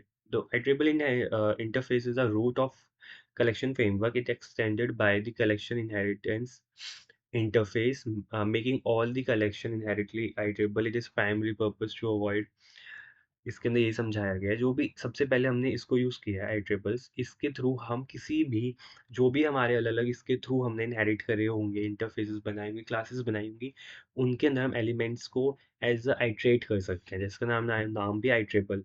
इसलिए सबसे पहली क्लास यही है, जो इनको सबसे पहला इंटरफेस है जो हमने कलेक्शंस के अंदर इनहेरिट किया है, ताकि जितने भी लिस्ट, क्यू, सेट और मैप्स हैं हम उनको ड्राइव कर सकें। कलेक्शन फ्रेमवर्क जिसके अंदर सारे के सारे क्लासेस अवेलेबल है, इंटरफेसेस अवेलेबल है, वो कलेक्शंस होता है। स्टार्ट करते हैं हम सबसे पहले लिस्ट इंटरफेस से। अब हम पहली बार इसका स्ट्रक्चर समझ लेते हैं। List interface iterables in the collection, collections के अंदर लिस्ट, और लिस्ट के अंदर जो इम्प्लीमेंट्स के इंटरफ़ेसेस हैं सारे, और ये क्लासेस हैं। ये तीनों इंटरफ़ेसेस हैं, हम अभी समझ के आए हैं, और इसके थ्रू हमने जो ड्राइव करे हैं वो हमारी क्लासेस हैं। Link list, array list, check, and vector. The list interface in Java extend a collection interface and is a part of java.util.package. इस पैकेज के अंदर हमें ये मिलता है. It is used to store order collection where duplicates are allowed and elements can be accessed by their index. ये list का होता है कि हम उसके हम डुप्लीकेट्स डाल सकते हैं और उनको हम इंडेक्स के थ्रू आइटरेट कर सकते हैं. उसके बाद जो maintain insertion order, allow duplicate element, support null element, support bi direction drivers using list iterator. ये सब थ्योरी है समझने के लिए क्या इनके क्या बेनिफिट्स हैं, क्या इनका मतलब होता है. स्टार्ट करते हैं हम. सबसे पहले जो लिस्ट के अंदर हमारी पहली क्लास आती है वो होती है array list. Array list in Java is resizable array provide in Java dot यूटिल dot package. हम आगे भी पढ़ चुके हैं, जहाँ पे हमने एरे पढ़ा था उधर ही हमने एरे लिस्ट पढ़ा था. क्या फर्क था, जो एरे होता है वो फिक्स होता है, उसका उसका साइज है. जो एरे लिस्ट होता है वो डायनामिक होता है. उसके वजह से हमारी मेमोरी कम यूज होती है, हमें जितनी जरूरत होती है हम उतना ही हमारी स्पेस ली जाती है. और इसके अंदर जो हमने उधर भी चीज़ देखी थी कि एरे के अंदर कोई भी इनबिल्ट मेथड नहीं होता है. वेयरएज़ एरे लिस्ट के हमारे पास बहुत सारे इनबिल्ट मेथड्स होते हैं जो हमारी कोडिंग को ईज़ी करते हैं. ये हमारा कोड है, ये कोड याद रखना है. अब इसी कोड के थ्रू हम सारे कोड बहुत ईज़िली याद रख लेंगे. सबसे पहले हम पैकेज इंपोर्ट करेंगे, इंपोर्ट java.util.arrayList. अब यहाँ पे मैंने एरे लिस्ट लिखा है. अगर मेरे को वेक्टर करना हो यहाँ पे वेक्टर आएगा, स्टैक करना हो यहाँ पे स्टैक आएगा. बिल्कुल सेम कोड चलेगा. फिर हमने क्लास करी, मेन क्लास डिफाइन करी, public static void main, basic जो हम लिखते ही लिखते हैं. ये सिंटैक्स है एरे लिस्ट को क्रिएट करने का. एरे लिस्ट डेटा टाइप, किस डेटा टाइप का हमें वो चाहिए, उसका नाम equals to new array list same data type and bracket close. ये हमने कहीं से ऑब्जेक्ट भी बनाया है क्लास का.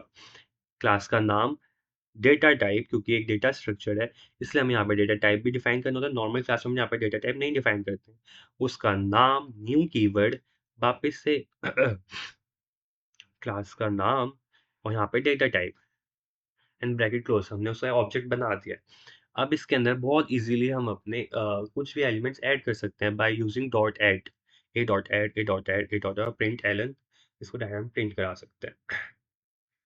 ये बहुत इजी है. एक एरे की तरह, एक एरे से बहुत इजी कोड लिखा है हमने इसके अंदर कुछ भी यूज करने के लिए, प्लस ये डायनामिक है. आगे चलते हैं.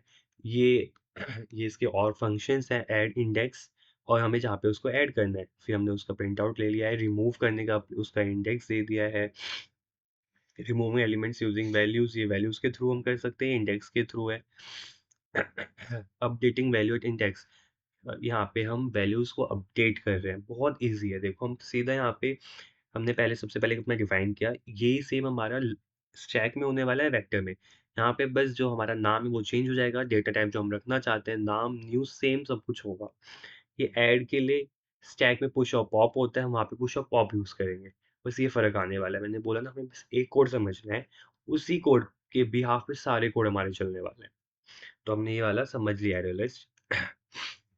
ये इसके अंदर बहुत सारे मेथड्स होते हैं ऐड करने का. इंडेक्स तो कहाँ पे ऐड करना है, और ऐड दी कलेक्शन जितना भी सबको ऐड कर सकते हैं. क्लियर क्लोन बना सकते हैं. गेट इंडेक्स, जो भी हमें वैल्यू हमें मिल जाएगी उस इंडेक्स पे. जो इंडेक्स ऑफ किसी ऑब्जेक्ट का अगर हमें इंडेक्स पता करना है तो हमें इंडेक्स ऑफ उसके नाम डालेंगे तो हमें इंडेक्स मिल जाएगा. एम्प्टी है या नहीं है वो मिल जाएगा.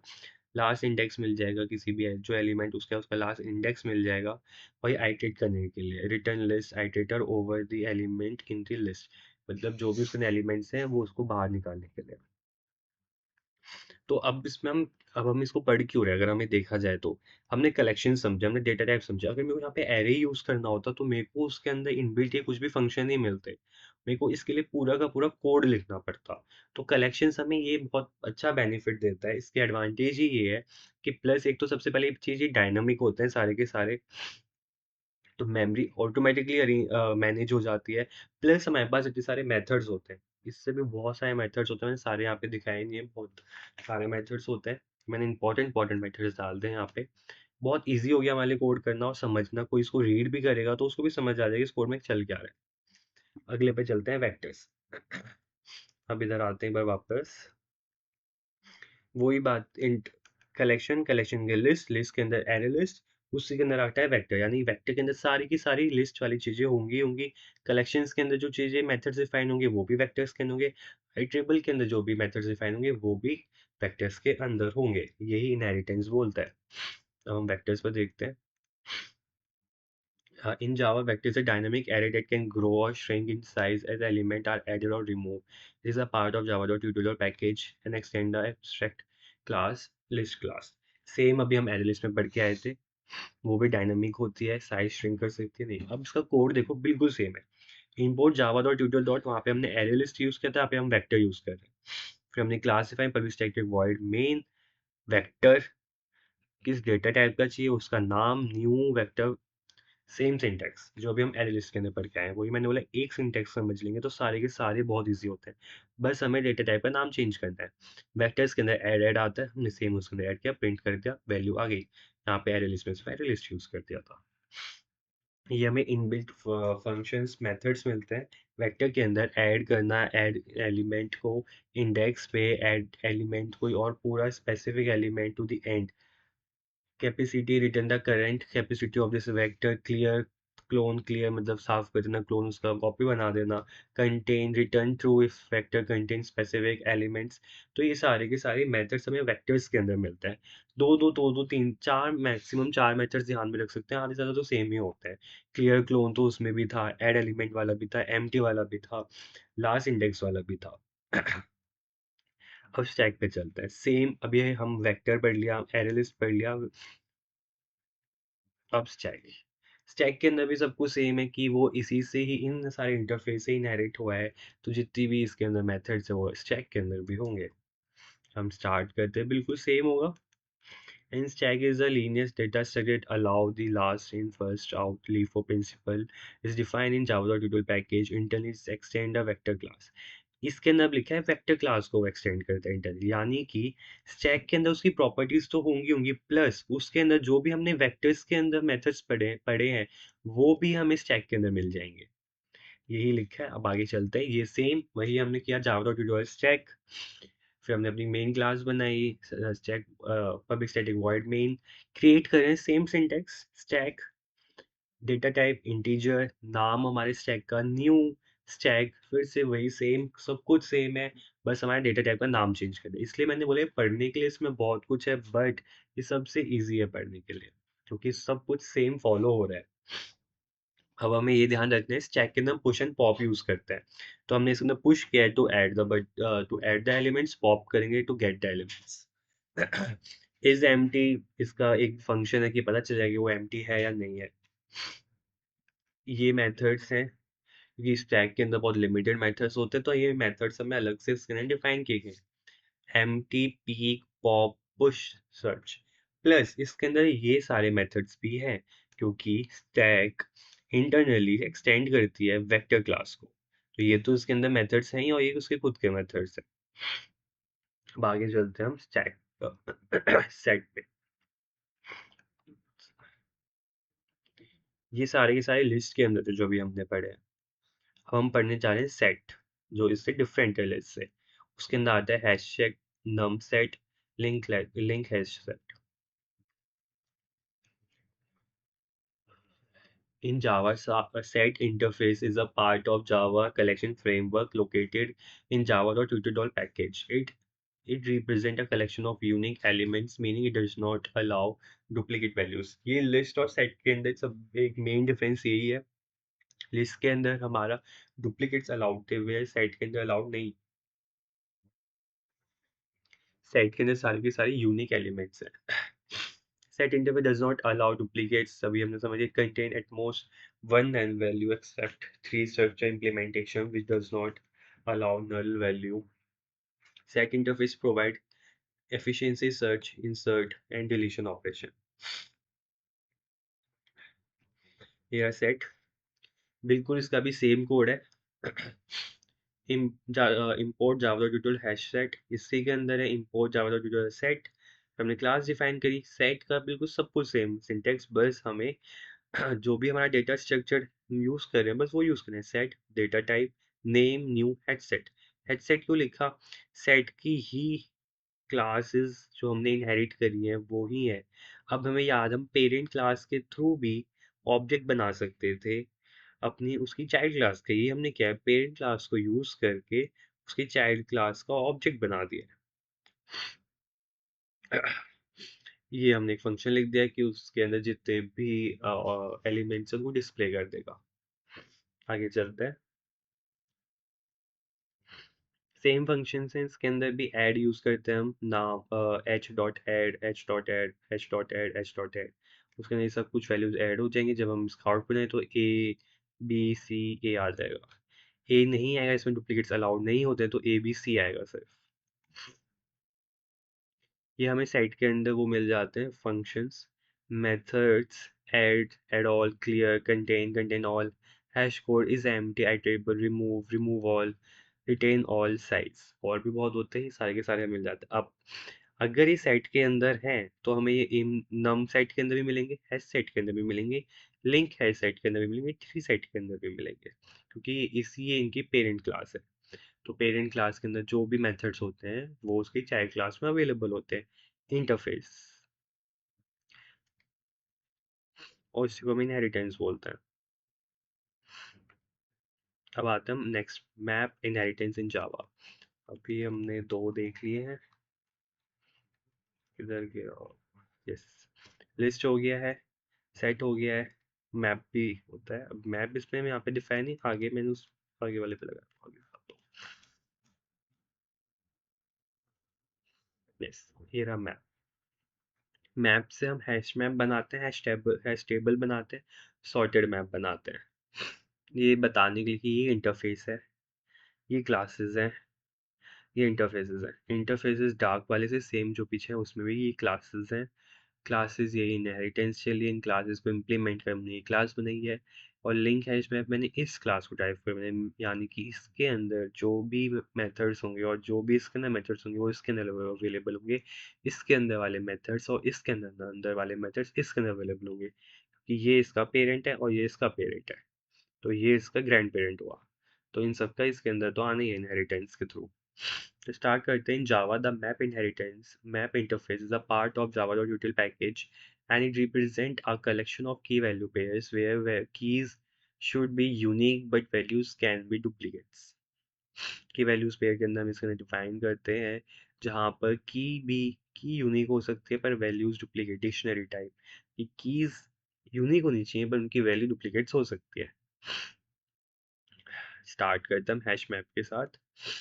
Hash map is a part of Java collection framework and implement the map interface। It store elements in key value pairs where keys are unique। Same होने वाला है क्योंकि मैप को ही इनहेरिट कर रहा है। मैप इंटरफेस को इम्प्लीमेंट करके हमने हैश मैप बनाया है। स्टार्ट करते हैं कि hash map take two parameters k and v। k type of keys maintained by this map, v type of mapped values। Same code में अंदर कोई चेंजेस होने वाले हैं, वही import java.util और hash map java.util.map class public static void main, फिर हम क्रिएट कर रहे हैं जो हमारा डेटा टाइप है और जो उसके अंदर हम जो हमारा डेटा सेट है उसके अंदर हम जो डेटा टाइप यूज कर रहे हैं वो डिफाइन किए। फिर हमने अपने डेटा स्ट्रक्चर को नाम दिया न्यू, और वापस से हमारा डेटा स्ट्रक्चर एक तरीके से ऑब्जेक्ट बनाना जो हम आगे अभी पढ़ के ही आए हैं। हर हर जगह हमने इसी तरीके से किया है। कोड सबका ही सेम है, बस इनके थोड़ी थोड़ी डेफिनेशन याद रखनी है कि कौन किस किस वाले इंटरफेस को इनहेरिट करके बन रहा है। इसके अंदर पुट यूज किया जाता है, उन सब में ऐड यूज किया जाता है, इसमें पुट पुट पुट पुट। ये इसकी कीज हो गई, ये इसकी वैल्यूज हो गई। Iterate through the hash map, ये फोर लूप यूज कर हमने इनको आइट्रेट कर लिया, आउटपुट हमारा ये आ जाएगा। आगे चलते हैं। ये मेथड्स हैं जो हमें हैश मैप के अंदर मिलते हैं, clear, clone, contain keys, contain values, entry set, get, is empty, key set। ये सब हमें एक चार याद कर लेना मैक्सिमम, और यही सारे एक दूसरे में सेम ही होते हैं। तो क्वेश्चन अगर एग्जाम में आता है तो बस एक डेफिनेशन लिखना, मेन बस ये बता देना किस इंटरफेस और किस क्लास को इनहेरिट किया है, एक एग्जाम्पल दे देना और कुछ उसके मेथड्स बता देना। अब जो इम्पोर्टेंट है, जो इसमें मैंने भी एग्जाम्स में बहुत बार देखा है, इन दोनों के बीच के ना डिफरेंस आ जाता है। पहले समझ लेते हैं होते क्या है। आइट्रेटर्स, जैसे इसका नाम है कि आइट्रेट ही कर रहे होंगे, यानी कि in Java, one of the most commonly used cursor in Java collection framework is used to retrieve or iterate through element of the collection one by one. Same जो मैंने बोला कि इससे हम आइट्रेट करते हैं, पर डिफरेंस इसके अंदर ये आ जाता है कि अगर जैसे कि इसको देखो, जब मैंने इसको आइट्रेट किया लूप के थ्रू करते हैं, मैंने डायरेक्ट प्रिंट कराया, तो ये सारे एक बार में आए और एक एरे के अंदर मिले मेरे को। वहीं पर आइट्रेटर क्या करता है, उनको वन बाय वन निकालता है और एरे से हटा के एक इंडिविजुअल उनको हमें आउटपुट दे देता है उनका। और वही हमने इसकी डेफिनेशन में भी लिखा है, iterate through elements of a collection one by one. It is used to have element forward direction only. Remove elements safely during using remove. Iterate is a universal concept it apply to all collection. सब collection पे apply हो जाता है, क्योंकि सबसे top पर यही था जिसको इंटरफेस को हमने इनहेरिट किया था कलेक्शंस के अंदर। ये इसका सिंटैक्स है, वही हमने एरे लिस्ट का यूज़ किया है। इसको भी हमने इंपोर्ट किया, फिर हमने एक एरे लिस्ट बनाया, उसके अंदर एलिमेंट्स ऐड किए। This is how we define the iterator. Iterator string same रखना है, स्ट्रिंग उसका नाम दिया equals to al dot iterator. जो भी जिसको भी हम आइटरेट करना चाहते हैं उसके साथ डॉट आइटरेटर इसका ही फंक्शन है, यानी कि इसका ही मेथड वो लगा दिया हमने आइटरेटर। अब जब हम इसको यूज करते हैं तो हम इसके अंदर इट के अंदर इसकी एक एक करके वैल्यूज आने वाली, ये हमने ना आइटरेटर क्या करता है, जो एरे लिस्ट के अंदर एलिमेंट्स है वन बाय वन निकालेगा और वो स्टोर इसके अंदर होने वाली है इट के अंदर। तो हमने इसका एक और मेथड यूज किया है, हैज नेक्स्ट। हैज नेक्स्ट क्या करता है, हमें ट्रू और फॉल्स देता है कि अगर इसके पास एलिमेंट हो ट्रू देगा, नहीं है तो फॉल्स देगा। तो वही हमने यहाँ पे किया है, while it dot hash next. हमने डॉट क्यों यूज़ किया है, क्लास है, क्लास का कोई भी मेथड यूज़ करना होता है तो हम डॉट के थ्रू यूज़ करते हैं, डॉट हैश नेक्स्ट। उसके बाद हमने उसको स्ट्रिंग में किया है नेक्स्ट, सिर्फ उसको आइटरेट करने के लिए हैश नेक्स्ट हमें सिर्फ ये बताता है कि है यानी ट्रू फॉल्स, ये सीधा हमें वैल्यू देता है। System dot out dot print n, n के अंदर क्या था, आउटपुट डालेंगे तो हमें आउटपुट क्या मिलेगा, ए बी सी। इस तरीके से आइटरेटर यूज़ किया जाता है। ये प्रोग्राम याद रखना, कहीं पर भी आता है कोई भी क्वेश्चन आइटरेटर का, सबसे इजी प्रोग्राम है और ये लिख के आ जाना। कुछ याद करने का भी नहीं, हमें बस समझना है कि हमने पहले एरे लिस्ट बनाया, उसमें एलिमेंट्स ऐड किए, फिर आइटरेटर यूज़ किया, और आइटरेटर भी क्लास है तो उसका ऑब्जेक्ट बनाना पड़ेगा, ये हमने उसका ऑब्जेक्ट बनाया। बस ये ध्यान रखना है, अब मैं आइटरेटर तो वही किसी डेटा सेट के अंदर से ही तो चीज़ें निकालेगा, यानी कोई डेटा स्ट्रक्चर होना भी तो चाहिए। तो यहाँ पे हमने वही यूज़ किया है कि एक डेटा स्ट्रक्चर डॉट आइटरेटर। फिर हैश नेक्स्ट इससे एक मेथड है जो ट्रू फॉल्स देता है, नेक्स्ट मतलब जो वैल्यू हमें वो प्रोवाइड मिल जाने वाली है, उसको हम प्रिंट आउट एलन कर देंगे। अब हम स्टार्ट करते हैं enumeration interface in Java. Enumeration interface in Java is one of the legacy interface used to iterate over elements of collections such as stack, vector, hash table. It was introduced in JDK.0 and it is a part of your tutor.package। Same इसके अंदर iterator की तरह ही है, जिसके अंदर हम elements को iterate करते हैं, बट ये यूज़ होता है स्टैक, वेक्टर, हैश टेबल के लिए। वेज आइटरेटर यूज़ होता था हमारा लिस्ट सेट और क्यू के लिए। अब लिस्ट सेट के लिए यूज़ हो रहा है तो लिस्ट के जितने भी क्लासेस ड्राइव की थी उनके लिए, तो वही सेट के अंदर जितनी भी क्लासेस सेट के थ्रू ड्राइव की थी उनके अंदर भी यूज़ होगा क्यू की वजह से। क्यू से भी जितनी इनहेरिट करी थी उनसे भी होगा, यानी कि सबसे आइटरेटर हम सबसे यूज़ कर लेते हैं, तो हम देख भी सकते हैं सबसे टॉप पे ही डिफाइन किया गया है।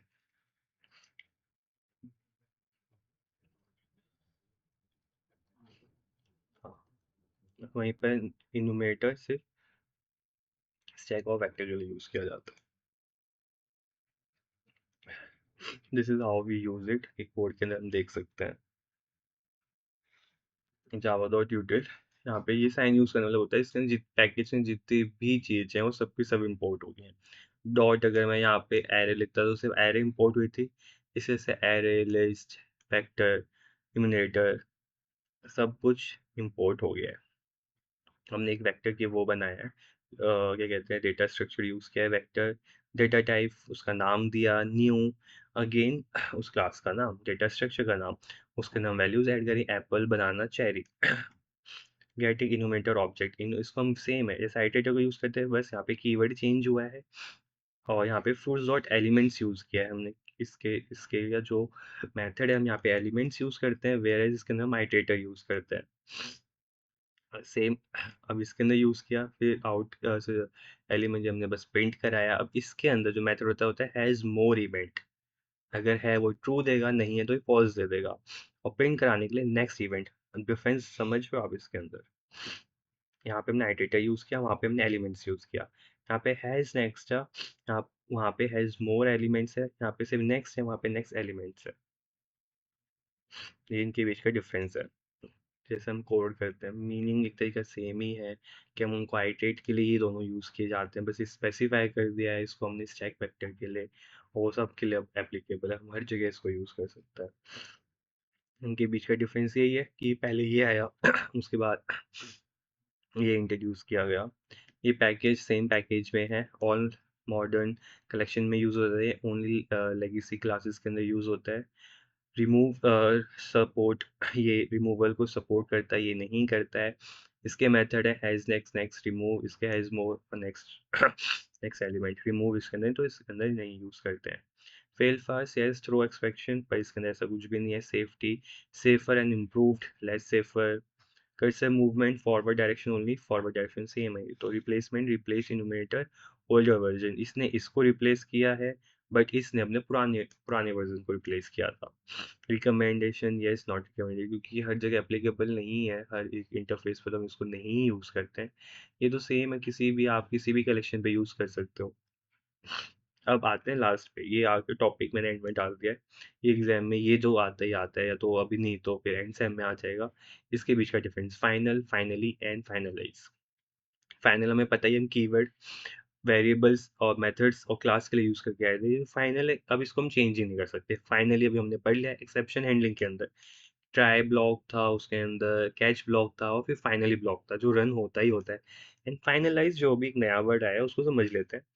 जावा के अंदर क्या होता है, जो गार्बेज कलेक्शंस हैं वो ऑटोमेटिकली जावा हैंडल कर लेता है, उसका एक प्रोसेस होता है हैंडल करने का। उसके अंदर आता है फाइनलाइज, यानी कि जब उस गार्बेज कलेक्शन की साइकिल चल रही होती है, उसके अंदर कोई भी, और कोई भी एड्रेस कह सकते हो, मेमोरी कह सकते हो, जब वो गार्बेज से मतलब गार्बेज में जाके एकदम फाइनली थ्रो आउट होने वाली होती है, तो उसका लास्ट स्टेप होता है फाइनलाइज। जैसे इसका नाम है कि फाइनलाइज, उसके बाद वो रिमूव हो ही जाएगी। तो इनके बीच का डिफरेंस क्या है?